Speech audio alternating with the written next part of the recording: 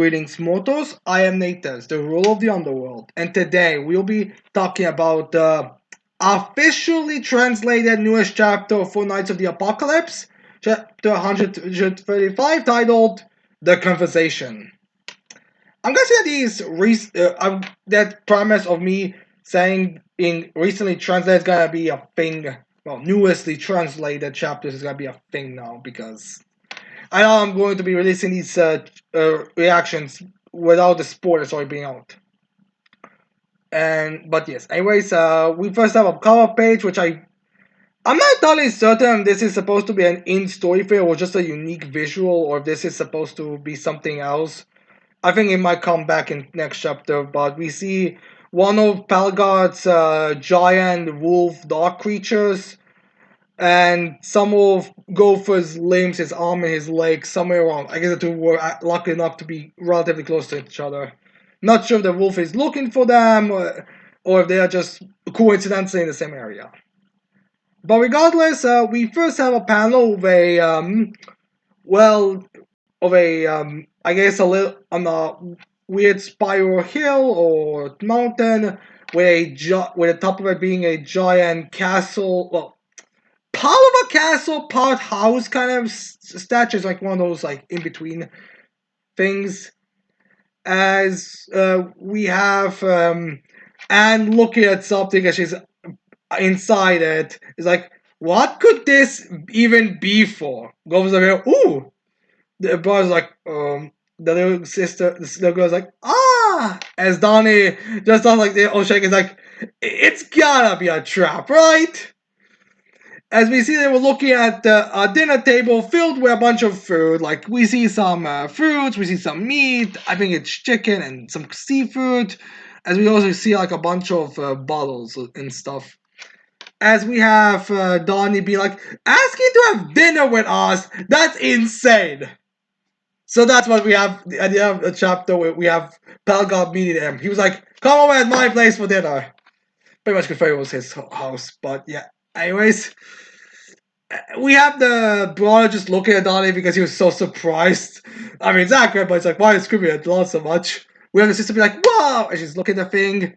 We have Gopher going around a little bit. I'm guessing they're checking the wine a bit. As like, oh lord, are we seriously having a dinner? I don't think it's a chill god, but it's seriously still. As then we have Annie be like, you think he'll try to poison us? So yeah, but Pelgon is not that type of a guy. He's more of an actually invite you to dinner type of guy before he smacks you with his mace.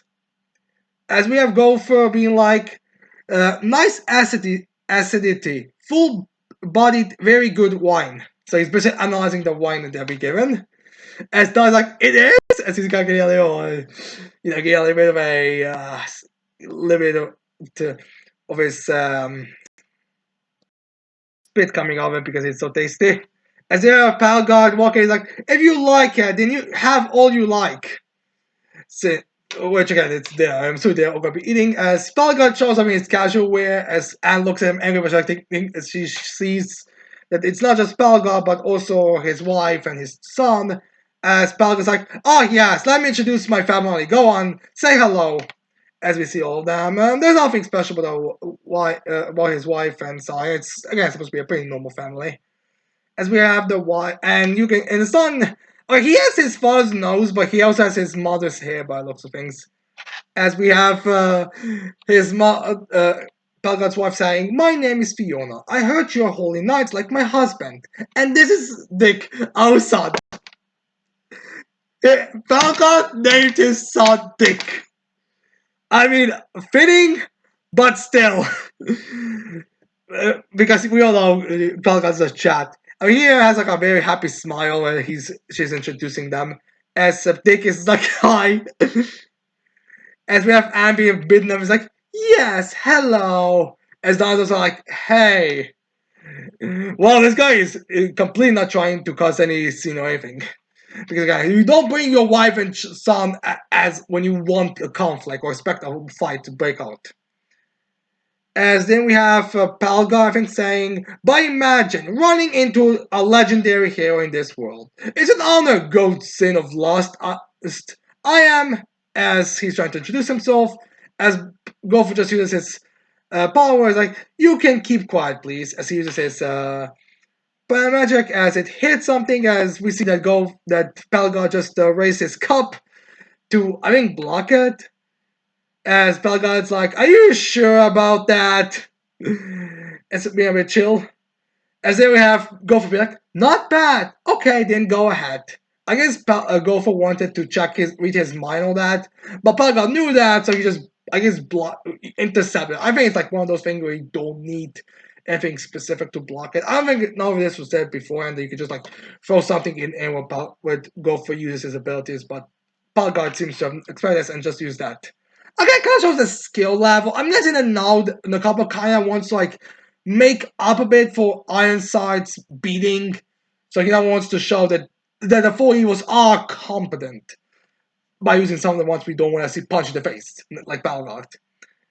As they are Balgard saying, I'm Balgard of the four evils, the Black Knight in King Arthur's service. Now, what brings all of you here today? If you'd like to tell me, I'm all ears. Since you're like, it's all casual, as then we have Abby like, is that a question or is it meant as an order? Because again, like you have to question, like it's a weird situation. The fact that Balgot, one of the highest ranking members of the Chaos Knights, is invite you over is a bit of a weird thing. So it's kind of a weird. So it's kind of like trying to get the general feel of the room. As Balgot looks at her seriously, lady, I think I would have acted a bit more aggressively up till now.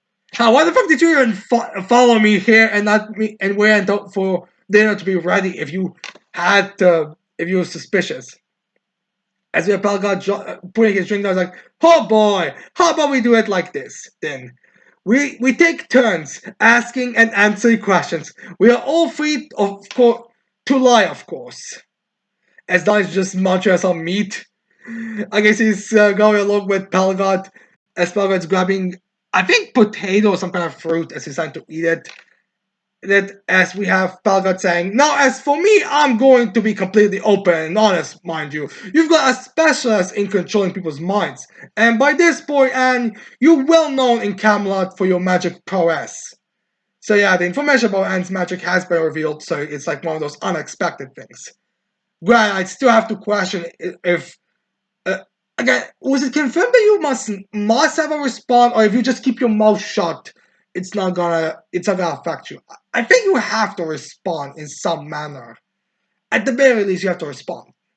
So yeah, but regardless, Anne is keeping. But regardless, Palgar and the rest of the Chaos Knights know of Anne's powers, and they know Gopher's mind tricks. So Palgar is not going knows that he cannot lie, and he's not going to lie. As there, Fiona telling Palgar, should we perhaps leave you alone, dear? Since she can kind of read the room a bit. As Palgar just looks at her and smiles and like, oh, yeah, could you bring a few more bottles of wine in? Since he's expected to get drunk tonight. If only this wasn't interrupted. As there we have Fiona be like, alright, enjoy your dinner then. As in we have Dick saying, let's go, mom. Okay. It feels like, okay. As then we have Anne looking at her, as Pelgar just looks at her happily as they leave. As if Anne's starting the question, she's like, if that's your offer, then I'll go first. Tell me what's behind all the strange things happening in Camelot. You kind of want to start with something that's at least a bit more likely to be revealed. As Anne gives an example, what she means like why are people who were once dead now alive and well in this world? As the boss, not gets realizes this as he's like, hey, whoa! As if Anne telling, she doesn't even looks at the guy. She just responds to Paco like, should we even call them the same person at all? As if we get a bit of an explanation of these people and no, explain what the people from Liones know. As we have like I'm guessing a guy and his wife leaving Liones. I'm guessing it was like one of those expeditions where they took people from Camelot. As Anton says, we saw a report that the moment a reborn person is taken back to Britannia, they simply disappear like they were made wholly of smoke. Ines she said a report, so I'm guessing that someone else was going on there. I mean, I assume that all of them, maybe it was Gian or Isolde's group or someone else was also escorting away. I'm assuming it wasn't just Anne and Donnie. Maybe I wonder if the Holy Knights have like a base of operations in the Demon Realm now, or if they are just shifts changes or something. Because again, like you would, I mean, I wouldn't say it will not be a big deal. I mean, maybe they don't have to go. I guess Tetneh has the portal, so they don't need to go from the Demon Realm to from the Demon Realm to the place. Although I'm not certain. Was it does that just send people or portal to people, but they still have to go to the Demon Realm, or is that completely out? Well, whatever. I don't know. I forgot about it exactly, but whatever. Balgar just uh, Balgar is just looking how seriously as he starts explaining, because that's how so starts with even for him.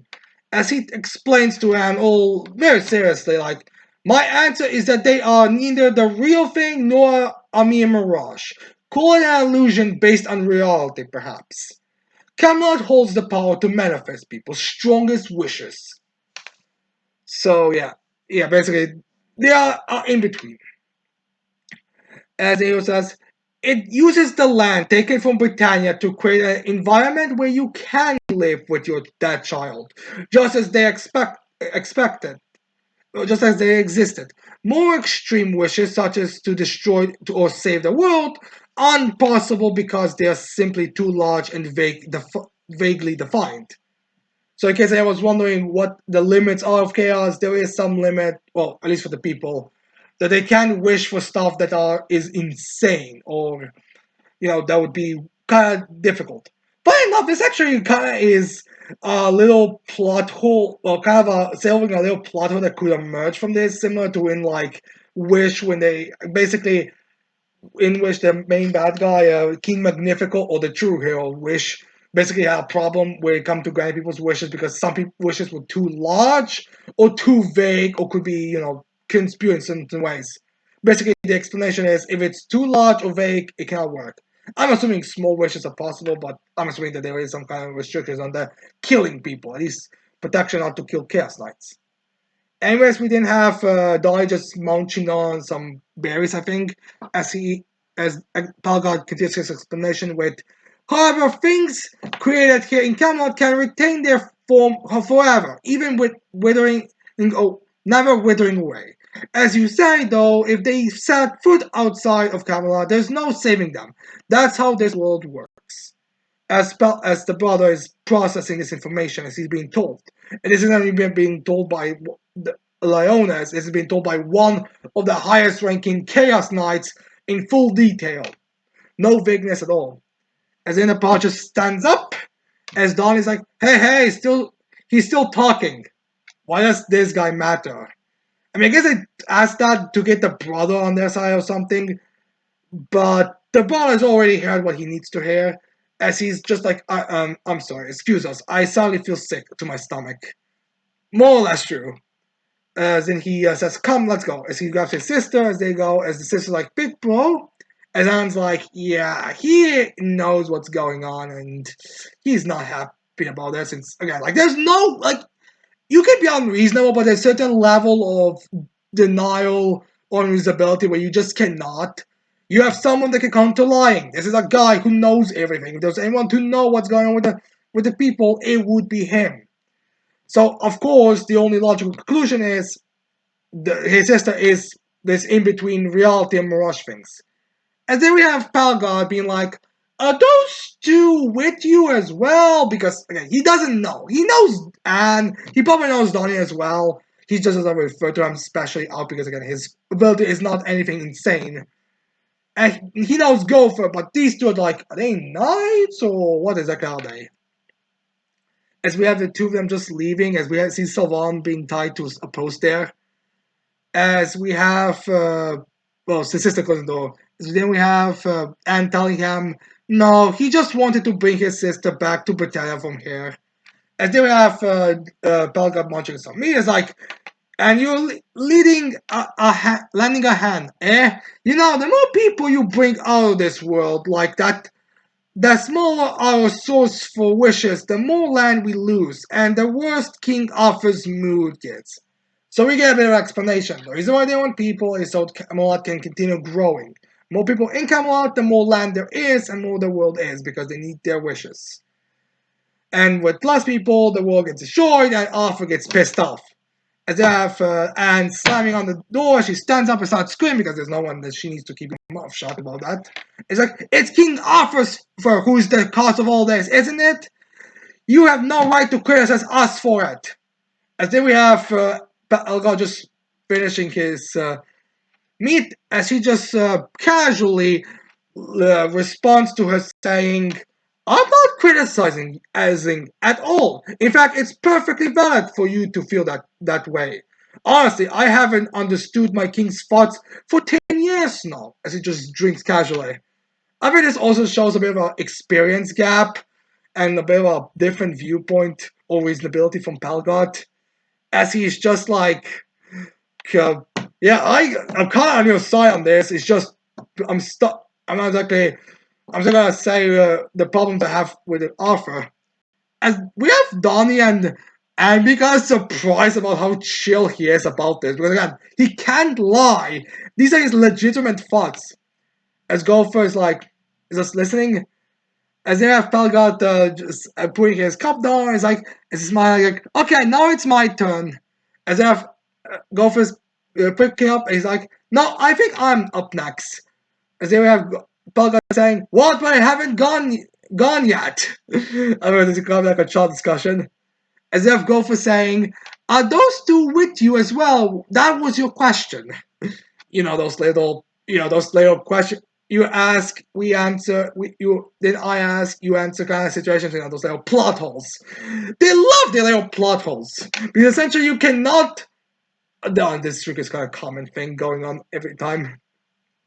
Anyways, yeah, Palcot signed topic. Yeah, that's your game, eh? Well, excellent. Throw another question at me then. There's a guy they can sit here and talk for whoever knows how long. Oh, also by the way, we have that mirror that was behind Palgot when he was first introduced.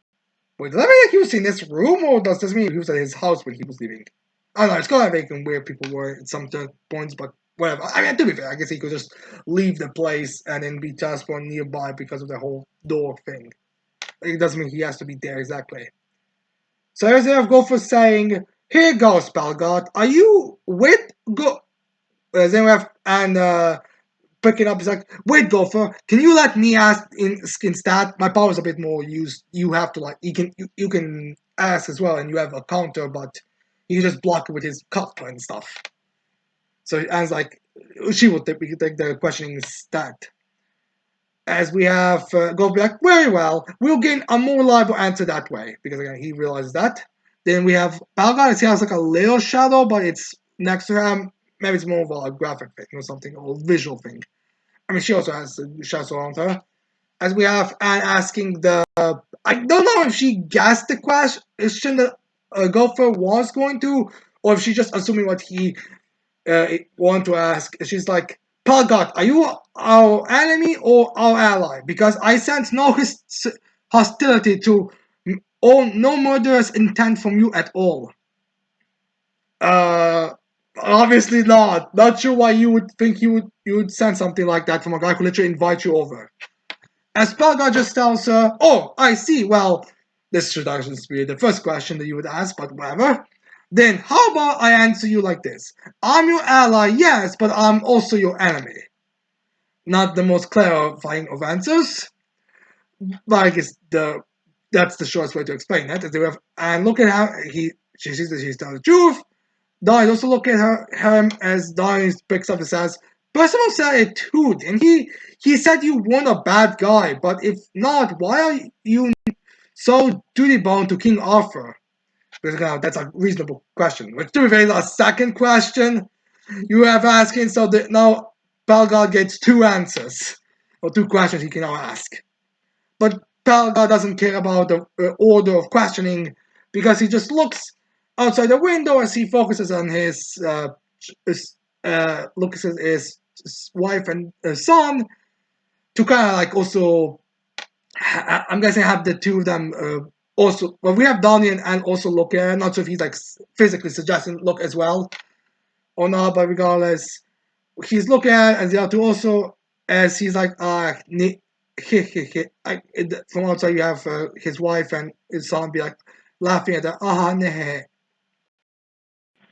As we see them doing this, as they'll bring some wine bottles that Palgat requested, as Palgat's like, at the age of 4, my son Dick died after falling off a horse. If he was alive, he would be about as old as you by now. So basically the same age as Donnie and Anne. As they have Donnie raising up as like, so you self-offer to keep your son safe then? Technically the third question. As then we have Palga just responding to Donnie with, as he's kind of serious, but he's not antagonistic. It's kind of like, not that, no. I fully accepted the death of my son. What you see is simply an illusion created by Camelot. His real soul is safely resting in heaven, I'm sure. Mostly because he's only 4 years old, so how the fuck would a 4-year-old end up in hell, for God crying out loud? And to be fair, hell does exist in this world. As then Palgat says, I've dreamed it many times though, of course. Riding with my grown son, teaching him my blade skills. You know how to use a blade, I thought you were a mace user. I guess, I mean, I guess he was some kind of friend with Ironside, so I'm assuming he has some kind of skills with a blade, but still, he has a mace, not a blade. So, but regardless, maybe he was assuming he was going to be. Maybe Dick was interested in swordsmanship over macemanship, or maybe blade skills are just in generic term. Okay, now we have another character we have to question on where he ranks amongst the swordsmen in Camelot. As we have Ansat say, sharing a drink, just those silly kinds of things. As they have Anne be like, but if you're that over it, then who even wants to have your son there? Third, wait, that would be the fourth question. As Anne realizes, wait, if you are, you said your son died, not your wife. As then Palgat says, say, well, who else could it be? It's Fiona. Then we get a panel where it's a bit more reduced in the color, it wasn't able to be finished, as we see Palgat. What looks it looks a bit more like noble attire, as he says to them, my wife wished she could spend an eternity with our son. He truly means everything to her, an irreplaceable treasure, as we see him look at his happy wife and son. As Palgat's like a bit, I'm not really he slams on the table, if he's more like just clutches his fist as he tells them, I know well enough that this world's a big mistake.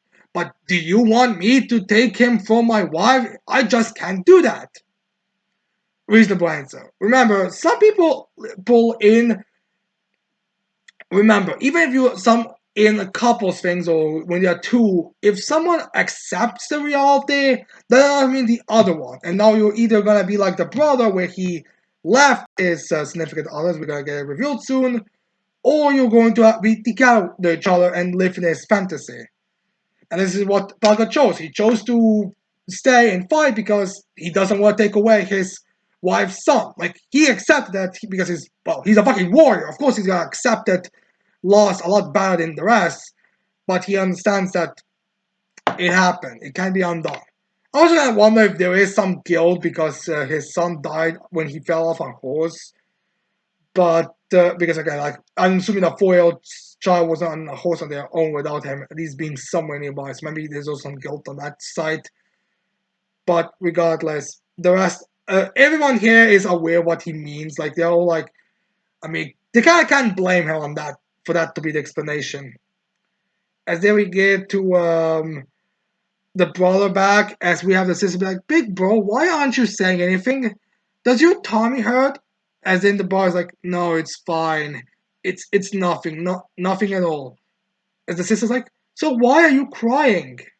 As the brother is like, it's not your fault at all. No, it's all mine.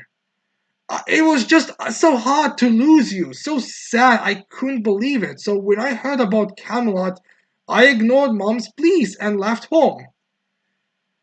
I'm assuming it's similar to. I'm assuming it's like again like similar. The mother accepted that similar to Palgard, but the boy couldn't. And she says, as it's time to tear up, is like, I'm sure mom wishes I could take you back. I know how happy she would be. similar logic to Palka. Like he's happy about his son being back and all, but he's aware that it will not work. He knows that's impossible.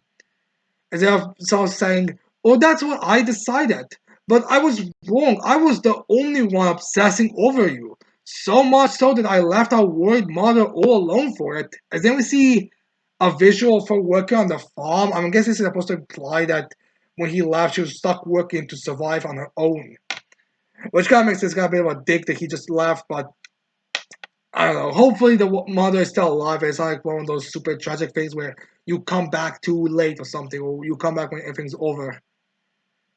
But the, maybe we're gonna get a reunion, or maybe the guy's gonna sacrifice his soul or something. We're gonna have to wait and see on that front. Maybe this arc is gonna end with him reunite with his mother, or his mother or something. As we have the sister saying, it's just kind of like starts to kind of glow. As so, it's like, huh? And she says, "Big bro." As they have the boy be like, "I'm sorry. I'm sure you're up in heaven right now, smiling at me. Probably shaming you for banging your mother." As in, we have him saying, "So it's time to," as he still cries a bit as he looks down at her, as he sees that she's gone. As he's there, he's not looking around, wondering where she is, but she's like, "Huh? Where did she? Where is she?" I guess this means that, like Palgal, he accepted she's dead. She's gone. They don't stay when you say, "I don't need you anymore," or something. They leave once you are, emotion wise, you accept that she's gone. As then we have Palgal continue his conversation. He says, "Haven't any of you ever wished for it in your life?" I guess this is his question to the rest, be like, "The return of our beloved friend. That's my question. Will you answer it for me?" So yeah, then we have Anne saying to him, "Of course, many times, in fact. That's how deep the sense of loss ran for us. But if we did that, it would be pretty hard for the real him to come back, wouldn't it?" As then Palgar drops his cup, it's like, "Wait, come back? What do you mean about that?" As Palgar's shocked, it's getting like, wait, like, he's kind of starting to flinch her there. It's like, wait. As he looks at her, she's, and he's, okay, kind of a weird panel of Anne. She's kind of nods, like, yeah, he's alive. As we get a final panel, we see Percival with his glorious long locks, as she just tells him, yes, Percival is alive. End of chapter. Now, I've seen the spoilers for this week, but I'm not sure um, if any of them really state on what exactly Percival is going on with Percival. This is gonna be like one of those things we're gonna have to wait until the end of the arc or sometime in the arc to get an explanation. But it seems that Percival is alive in some form of way. I mean, the long hair is the biggest evidence of that. So if I'm going to assume, I guess that the life spirit being inside of Percival's body has kept it nourished and grow and developed. It's just that the Percival spirit hasn't returned yet. So if the Percival spirit ever gets the will, it can come back or something like that. At least that's my explanation of what's going on here.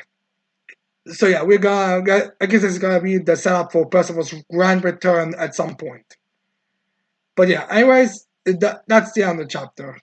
Well, no, pretty, kind of in between chapter with going through a lot of really good emotions, getting some explaining a bit of Palgot's character. Like this is I think with the drawback, the thing we're focused on here, flashing out character Palgot.